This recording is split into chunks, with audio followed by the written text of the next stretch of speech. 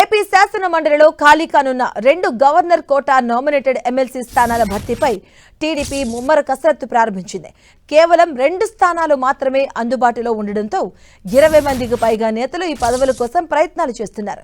దీంతో ఎవరికి అవకాశం దక్కుతుందన్న అంశంపై పార్టీతో పాటుగా రాజకీయ వర్గాల్లోనూ ఆసక్తికరంగా చర్చ సాగుతుంది. అభ్యర్థుల ఎంపికపై సీఎం టీడీపీ జాతీయ అధ్యక్షుడు చంద్రబాబు ఫోకస్ పెట్టారు. సామాజిక, రాజకీయ, ప్రాంతీయ సమీకరణాలకు ప్రాధాన్యం ఇవ్వబోతున్నట్లుగా పార్టీ వర్గాలు చెబుతున్నాయి. గతంలో పార్టీ కోసం త్యాగం చేసిన నాయకులు, రాజ్యసభ అవకాశం కోల్పోయిన సీనియర్లు, అలాగే పార్టీకి దీర్ఘకాలంగా సేవలందించిన వారికి ప్రాధాన్యం కల్పించే అవకాశాలు ఉన్నాయని సమాచారం.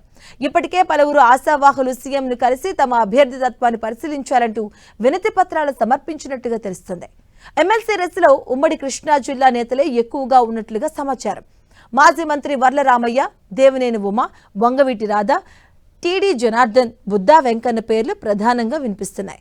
గోదావరి జిల్లాలకు చెందిన క్షత్రియ సామాజిక వర్గ నాయకుడు కూడా ఎమ్మెల్సీ పదవిపై ఆశలు పెట్టుకున్నట్లుగా తెలుస్తుంది. ఇక రాయలసీమకు చెందిన ఒక నేతకు అవకాశం దక్కే అవకాశాలు ఎక్కువగా ఉన్నాయని పార్టీ వర్గాలు చెబుతున్నాయి. ఇదే జాబితాలో రెడ్డప్పగారు శ్రీనివాసరెడ్డి, బీటెక్ రవి, ప్రభాకర్ చౌదరి పేర్లు కూడా వినిపిస్తున్నాయి. 2 స్థానాలకు భారీగా పోటీ ఉండడంతో తుది నిర్ణయం ఎలా ఉండబోతుందన్న అంశంపై ఉత్కంఠ నెలకొంది.